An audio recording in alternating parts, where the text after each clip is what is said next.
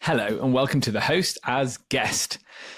Today, I'm delighted to be joined by Brindy Brinkhurst, who is an Airbnb coach and STR property manager, founder of AirBrindy. How are you, my friend? I'm great. Thank you. Yeah. It's lovely to see you. And I can see, for anyone who doesn't know where you are, you right now are probably in Scottsdale, Arizona, or Sedona right now? Yep, I'm in Scottsdale.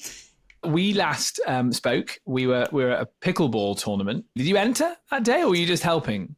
I was just helping. I was there because I'm on the board for AZRT, which is our Arizona advocacy group for short-term rental rights. Brindy, we've known each other for a while, so I know your story. I'm really pleased to get you on and for the audience to hear it. For those at home that don't know about AirBrindy, can you just give us a bit of an introduction to the business and to yourself, and then tell us how you got started in the industry? Yeah. So I got started 2017 hosting my own home, needed extra cash after like an AC repair and, et cetera, and really just was looking for a side hustle in addition to my full-time job. So a story that I think many can relate to. Rented out my own home and quickly realized this is really fun and a great way to earn some extra money. So what if I just grew it a little bit, started looking for other managers or other owners to manage for. And before I knew it, I had a co-hosting business before it was called that, or before co-hosting or short-term property manager was even a thing. But that's what I had built in addition to working my full-time job, and quickly realized it was too much to do both. And I was really excited at the idea of pursuing what I was calling my Airbnb business at the time.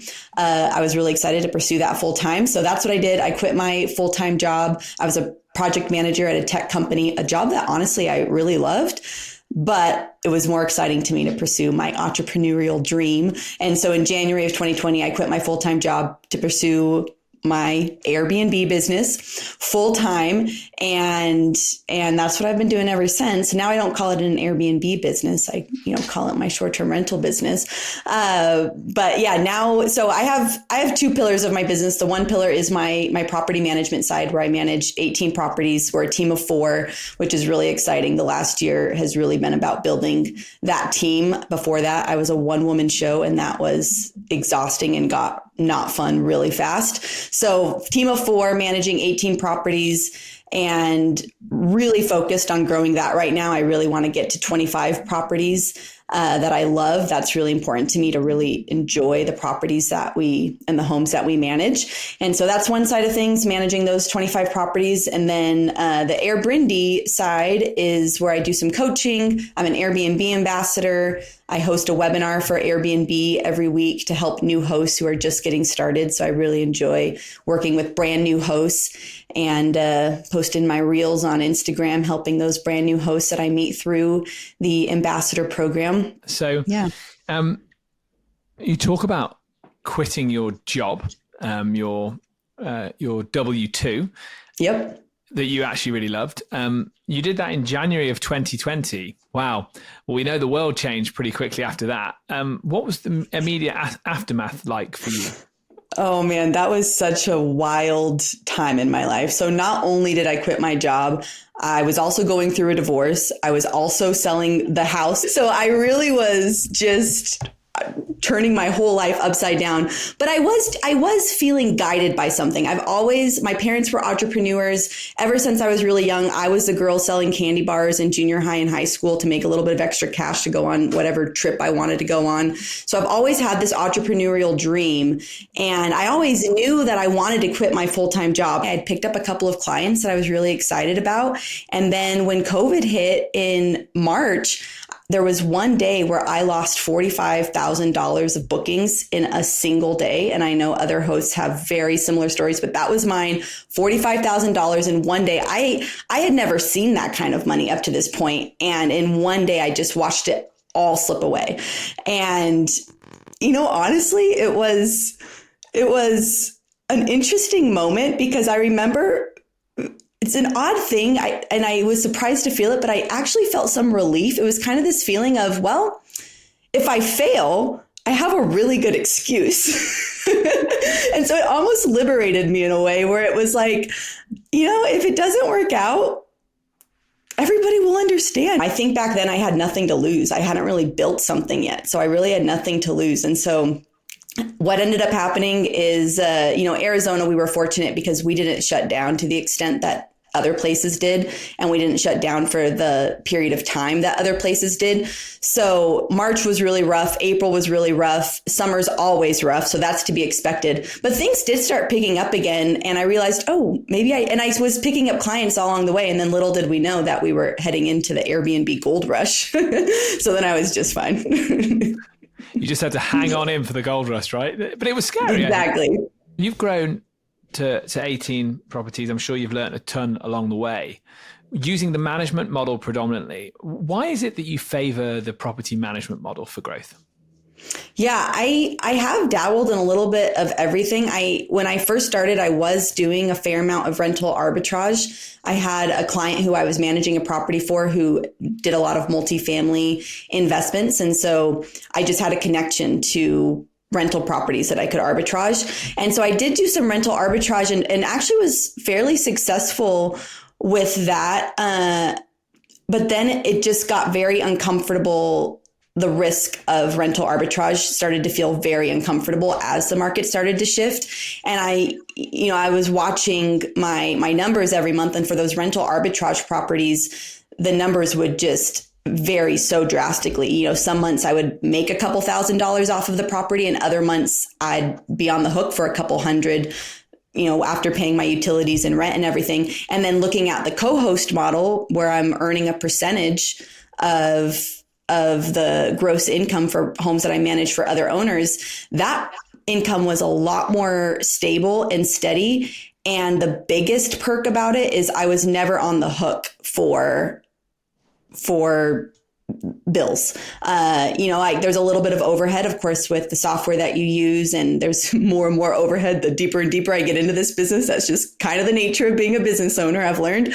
To me, it's the model that has the least amount of risk. And so I do still have one legacy rental arbitrage property that I do include as part of those 18 properties. That's worked really well. I have a really good relationship with the landlord.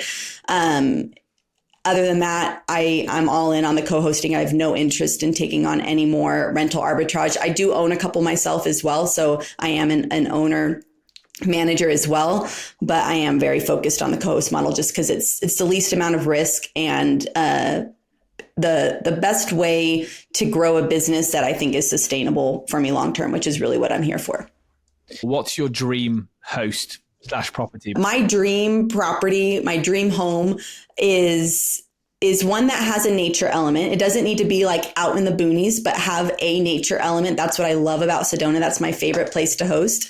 And so a nature element, whether it just be like a beautiful backyard with a seating, a courtyard area, something that's a little bit different than just your standard, here's the 3 bedrooms and here's your outdoor seating area, like something that offers a little something extra. Maybe it's a little pond in the back or a nature trail nearby. I feel like a lot of hosts in similar positions as me, they really want the larger homes. I actually love the smaller homes. I love 2 and 3 bedroom homes. And I understand the dilemma there because they don't earn as much income as a 4, 5, 6 bedroom home. But I just love the type of guest that those smaller homes attract.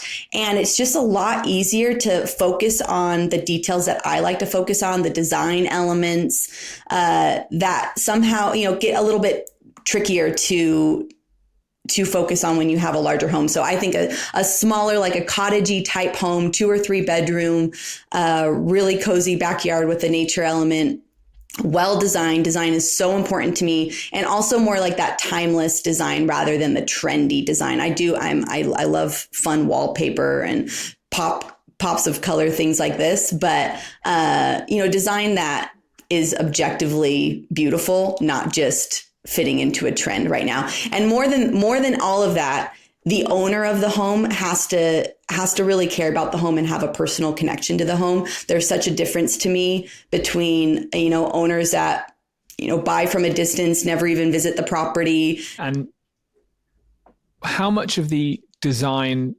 element do you are you willing to bring for a host? Like if they're nearly there, but it just needs a bit of a touch up, will you get involved? Yeah. Yeah. I mean, design is honestly, when I look at it, when I look back over how I got here, design in a lot of ways is how I got into this business at all. The reason I put that first home up on Airbnb back in 2017 was because I had painted it in all these funky colors, probably not a design I would do now, but I was really proud of it. I had painted this magenta pink triangle on the wall with a gold border. It was very odd. But I loved it. And actually this wall art piece was a staple in that. Now it's in my office, but that was in that living room as well, something that I had made. And so I was really proud of that. And I was proud of some of these like funky things I had done in the home. I did a lot of free design work, not realizing that's what I was doing. And now in this point in my business, I do still love the design, but if like you said, if an owner's nearly there and they just kind of need that extra little push, that's my jam. I love that. I love coming in if the big stuff is there and I can just sort of polish, maybe swap out a couple small things, but just bring in a few things to tie it in. Absolutely. I love doing that. And I love owners who trust me to do that and allow me to do that in their home.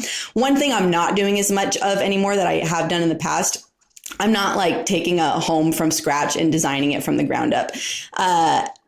It's something I do. I have an eye for design. I really enjoy aspects of it, but I'm not a trained designer. And I mean, that's a whole career in and of itself. And there's so many people who are doing that so well in this industry now. And aside from just a host that just needs that extra little push, I am stepping a little bit out of the design and more interested in connecting the hosts that I work with the right designers, because design is so important. Also recognizing that's not what I've focused on in my business.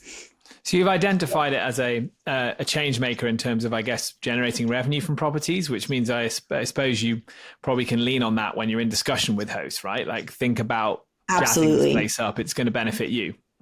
Absolutely. That's something I have full confidence in that I've seen in my own properties that I've managed. And I'm managing 18 right now, but I have launched over 40 homes because I've helped other hosts launch, and there has been a lot of turnover with owners that I've worked with selling homes that I have managed. So all to say, I've seen over 40 homes myself, like front seat, see the performance of these homes, well designed, less well designed. And then, I'm pretty connected in the host space. And so just from conversations with other hosts, what other hosts are seeing, hands down, a well-designed home, I mean, there's just no comparison to how that performs, especially now. I feel like in early days of this industry, there was a lot more room to not, just pull in Facebook Marketplace furniture. And there's still some room if you do it tastefully. But nowadays, you really need to have a well-designed home to be successful. What do you make of the Airbnb co-hosting network? And do you think that it will help you in what you do in advising people, or is it a potential challenge to it? Yeah, I've been thinking a lot about it. Where it's so new. So I actually was part of Airbnb's pilot program for the co-hosting program. So I've had a co-host profile for, I think it's going on a year now already. So I've known about this for a long time. It's very recent that it's been launched widely to the public. And so, it's something I think it's both, because on one hand, I think the real challenge for someone like me, where I'm really committed to growing my management business. I've decided that, there was a time a year or so ago that I was like, why did I quit my job to do this? Like, do I want to do this? It's not too late to just throw it all away and go start and do something new. Once that Airbnb gold rush was over, I was like, oh boy, I might not want to do this after all. But I actually decided, no, I'm still excited about this. This is a career for me. I'm in this for the long haul. It's not going anywhere. I'm doing it. I'm going to do this, and I'm going to make it work for myself, for my life, and the people that work for me. And so for people like me that are passionate about growing a management business, the Airbnb co-host program is going to be tough because it makes it so easy for owners to connect with the lady down the street with that has another Airbnb who, can co. So there's a lot more competition. So that is a concern. On the other hand, I do feel like, what it's going to look like is hosts are going to have two different levels, or owners, I should say, are going to have two different levels of types of managers to hire. They can hire a co-host, which is probably going to be a more of a mom and pop, real small type of host, or they can hire a professional management company. And with that, it might cost a little bit more, but there are going to be certain benefits. They're going to, so I do think, a lot of what is coming through, the leads that are coming through on the co-host side, a lot of them aren't really a fit for a company like me. They're not properties that are going to bring in enough income to pay the owner and pay a manager. Whereas the homes that I really benefit from, that earn enough income to make sense for the owner and make sense for the manager, there's a real reason for them to go with a professional manager who has really committed their career to this versus somebody who's maybe doing it as kind of a side hustle. So all to say, I think there's room for all of it. I think there's room for the co-hosts that just want to manage a home or two in their neighborhood in addition to the home that they're managing, to be able to really benefit from the co-host program.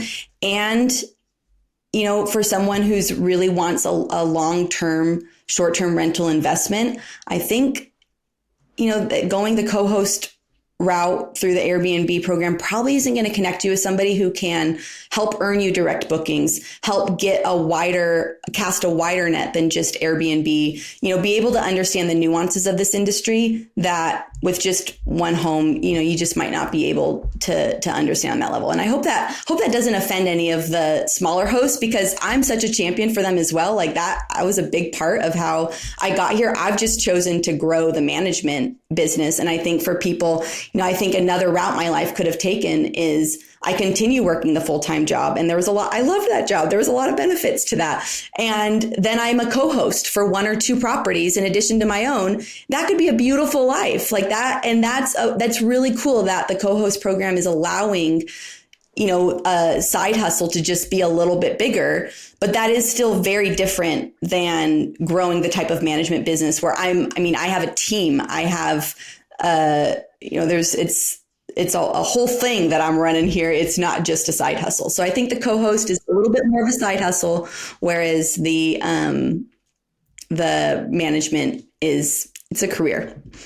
Yeah. And like you said earlier, the more you do, the deeper you get into it, right? The more you realize you need, and the more you have to grow. And things like bank accounts, accounting, all that sort of stuff, business insurance, there's a lot to it. Yeah, I think the challenge for me and for people like me is to really be able to narrow in and articulate like why I am the best manager for somebody who's really in this for the long haul. Because I think at the end of the day, you hire somebody like me and the owner really is hands off. We're going to handle every aspect of managing your home as a short-term rental. Whereas if you're hiring a co-host through the co-host platform, they probably haven't built out the team and the structure enough to do that. All to say, I'm on the co-host platforms. We've talked about things that you enjoy. What do you find challenging about it? Oh gosh. It's gotten a lot more challenging. When I first got started, so one of the big challenges is managing expectations and all around. And so as a manager, managing expectations for owners, because there is still this idea, and it has been, tampered just a little bit, or was that the right word? It's been, it's chilled out just a little bit, but, people have this wild idea that they're going to buy this vacation rental and it's just going to hit the ground running and immediately create, this passive income profit that they've always dreamed of. And it's really tough as a manager to set expectations with owners, because every owner thinks their home is going to be the exception and think it's going to be the one above average. And some owners get it, really get it. A lot of owners really get it, where they know that in order to do that, they've got to have the amenities, they've got to have the design. But there's a lot of people, that are newer to the industry that it takes some time for them to understand that. And it takes a lot of education. And a lot of the time it's people like me who are doing that educating. So there's just this long period of time that used to feel very exciting when I'm, talking to new potential leads and new owners to manage for, where I'm excited for them, they're excited, and I'm just really talking it up. And now that conversation has really shifted, where instead of it being like, oh, it's, being overly enthusiastic, I'm having to really, well, what are your goals? If your goals are to earn, a profit after paying mortgage and expenses, I hate to be the one to break it to you, but that might not be, like, it can still make sense. And we can talk about how it could make sense, but it might not be. So I've talked a lot of owners out of this industry that I have in, and that just used to look so different. It used to be such an easy sell, and now it's just not. It's a tough sell. And what I'm finding is it makes the most sense for people who are really incentivized to have a vacation rental that they're spending time in, or they're playing the long game and they're okay not making that cash on cash return immediately. And of course there's opportunities for cash on cash return, yada, yada, but it is so different than it was back then. And that initial conversation, trying to get somebody excited to get started with a short-term rental investment that I get to manage, that's a huge challenge. So that's one big one. And I'd say the other side is guest expectations. And I think it's great that hosts are being held to a higher standard. And I think there's a lot of positives that come out of that and just leveling up our entire industry. And also, just seeing a lot more pushback from guests of like, I found a dog hair, and things that are really tricky to scale. If you're managing your home and the home across the street, you can give it a level of attention that maybe you never have that stray dog hair left behind. But the moment you're scaling at all, it's really tough to be at 100% perfection. And the wild thing is that a lot of guests really expect that. And it's really tough. So it's something that I'm committed to doing. Like, I want to be known for being hospitable, having exceptionally clean homes for guests to stay. And it is a challenge to find all the systems and people to be at 100% perfection every time, because that is what we're being asked for. And that wasn't the way it used to be. There used to be a lot more grace, I will say, from guests. And that's just, those days are over. And let's go back to this theme of managing expectation, right? That's clearly very important to you. You're an authentic person, right?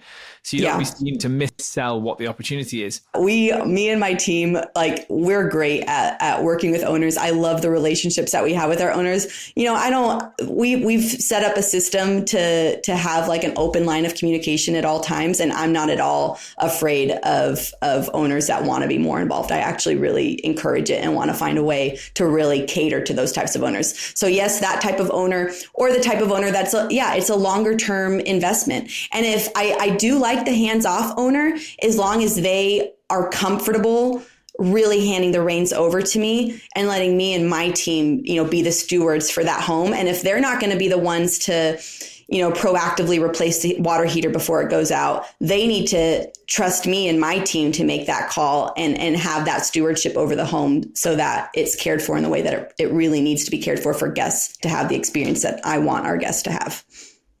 I love the word stewardship. That really is, that really tells the story of how you like to manage. Yes. Right?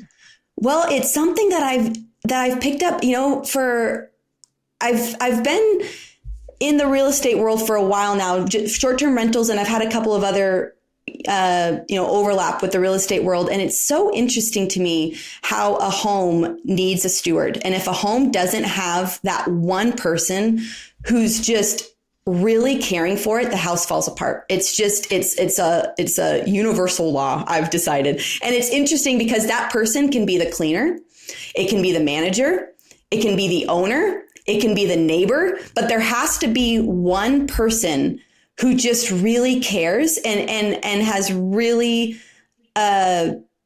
dedicated part of their time and energy to watching over the house, not just swapping out the light bulbs when they burn out, but like caring for it and noticing those little things that over time start to make a house kind of feel like a haunted house. Maybe I took that too far, but a home needs a steward. A home really needs a steward, and the wear's going to start to show. And so, yeah. And I have another home that's up in Sedona where, or in Cottonwood actually, where the cleaner has really taken on that role as steward for the home. And I make sure that she's compensated for that, because I know, she's stopping by, she's keeping eyes out she's taking another route home just so she can pass by the house to kind of survey everything. And I do not take that for granted, because that's a really important job, and every home that we manage needs a steward, and we make sure that happens. I love that. And if you can also bundle that into a service package, it's additional work you're doing for your host. So it's really smart. The idea that you can do that at scale becomes a really interesting challenge. So I know you're looking to grow the business. Yep. But given the strength of your relationships with your owners and how much you enjoy that, and the fact that you enjoy looking after their properties and acting as the steward where it's required, what do you think the ideal business model is for a host? Like, should you focus on local? Should you try and scale nationally and just try and win as many dealing spots as possible? What's your take on that? Because everyone has a different view of what they're trying to get out of the hosting world. And, you've obviously got 18 properties. So you've already got a really decent amount. Yeah. Yeah. I've decided for myself, and a lot of it does come down to personality and strengths. I truly love this business.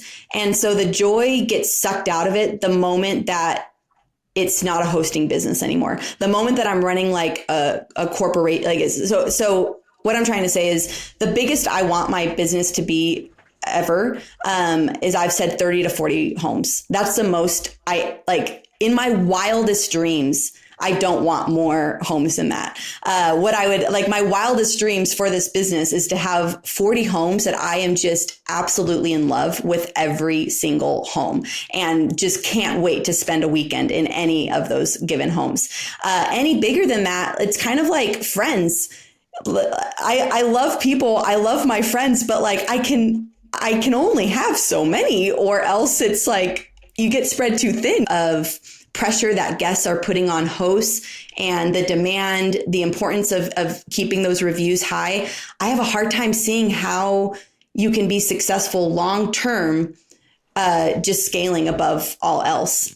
Because going back to that stewardship, that idea of having a steward for every home, you can't do that if you have 1,000 homes. And, just yesterday I was scrolling on Instagram and found something about, somebody talking about, they spend 1 hour a week and make $250,000 a month managing X number of properties.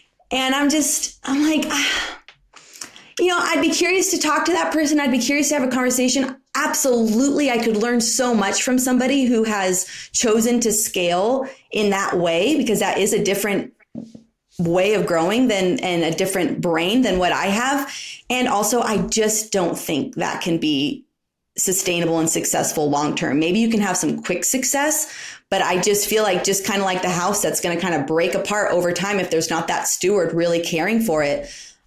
That's the direction I see those companies ultimately going, unless they've been able to kind of narrow in on some sort of franchise model where there are managers who truly, truly care and who are committed to a portfolio and caring for it in the same way that a small manager like me is doing for my portfolio. You referenced earlier the guest side of things has got a bit more challenging over the years as expectation levels have grown and the demand for more amenities has obviously grown with it. You're focused on running a guest-centric business.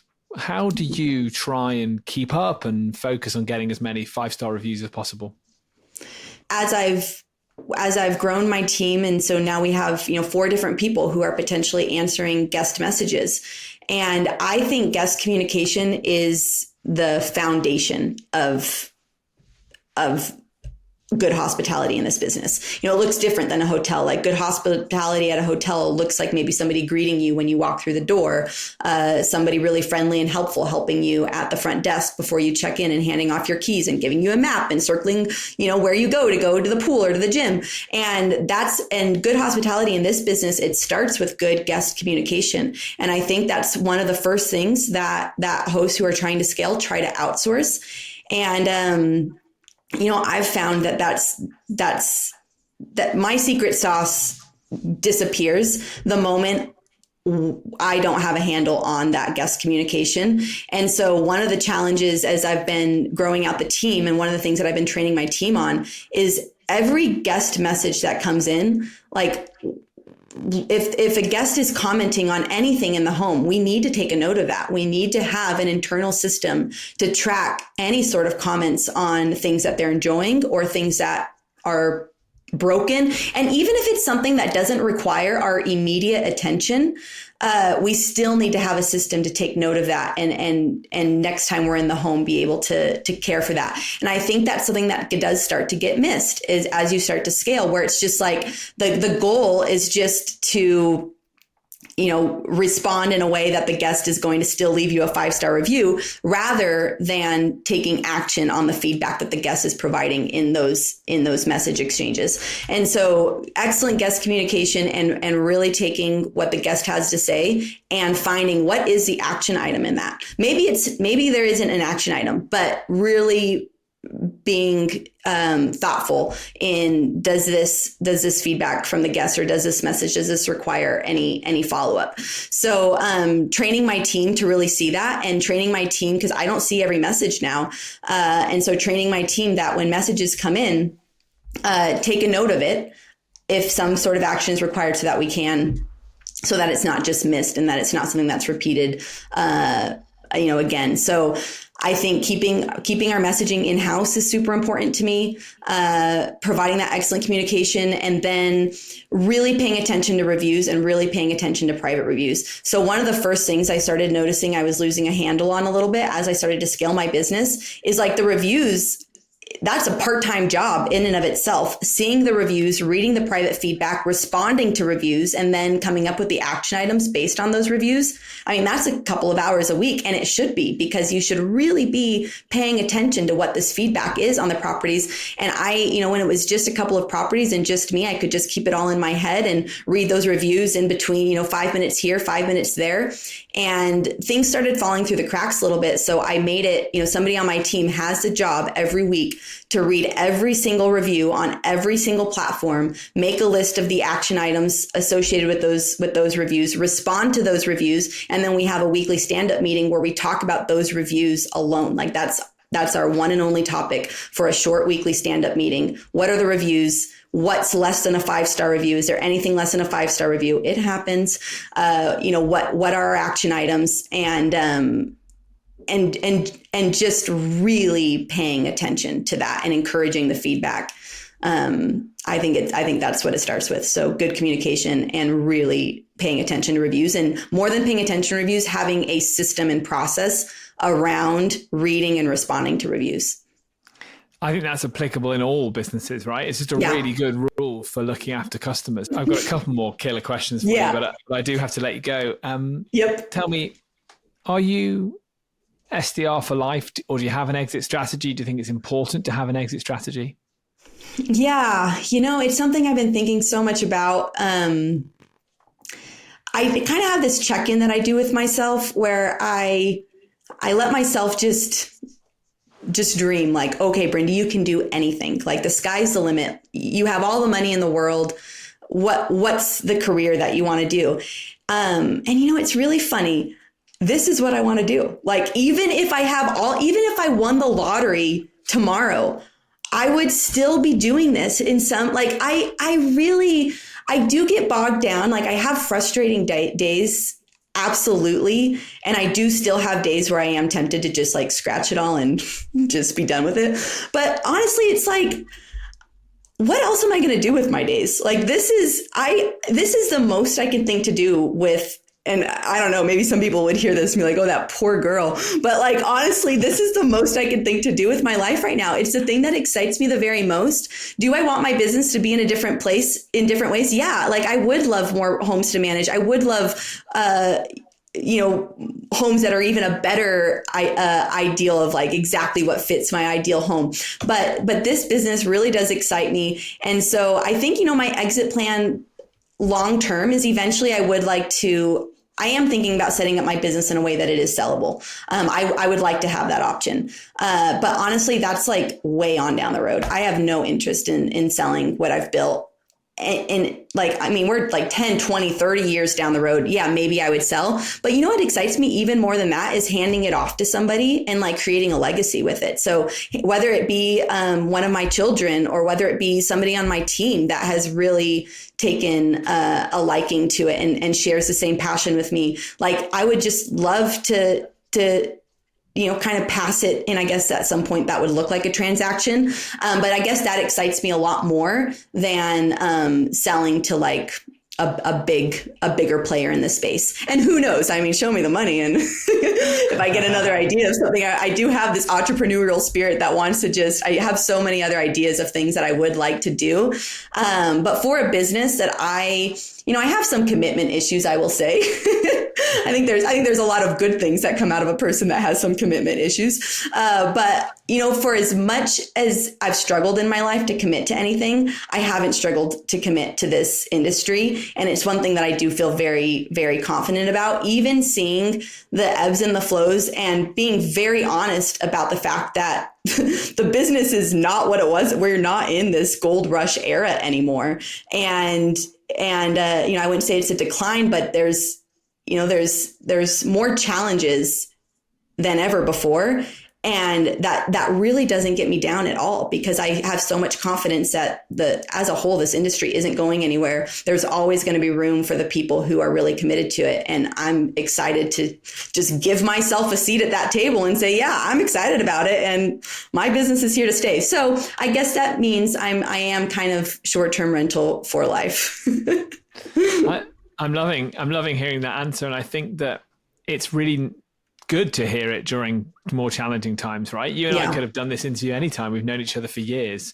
And maybe we were both more wearing rose-tinted spectacles a couple of years back when we first met, which I think was during COVID, by the way.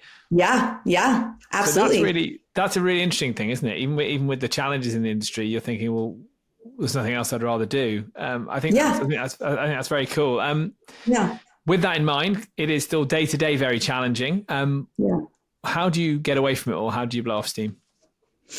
I love spending time outside. I love running. I love yoga. I love exercising. I used to do ultra marathons and do like those crazy 50-mile races. And I do still like some of that. But honestly, now it's so much less about performance or trying to get faster. It's just about moving my body and being outside. So doing that, I have 2 dogs that I just absolutely adore. And I'd be embarrassed if anybody knew how much time every day I spend just telling them how adorable they are. So spending time with animals is amazing. So my dog, spending time outside, recently engaged. I have a new fiance. So we've been planning our wedding. So that's been very exciting. Thank you. Really excited for this next phase.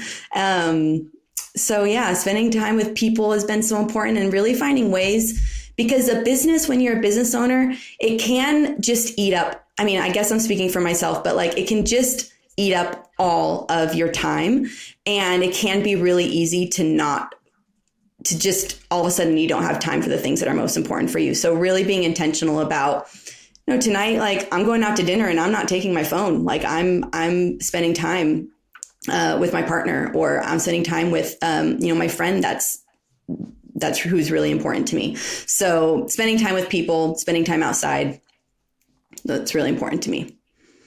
Brilliant. Great answer. Congratulations again on the engagement. Thanks very much. Thank you for giving us your time.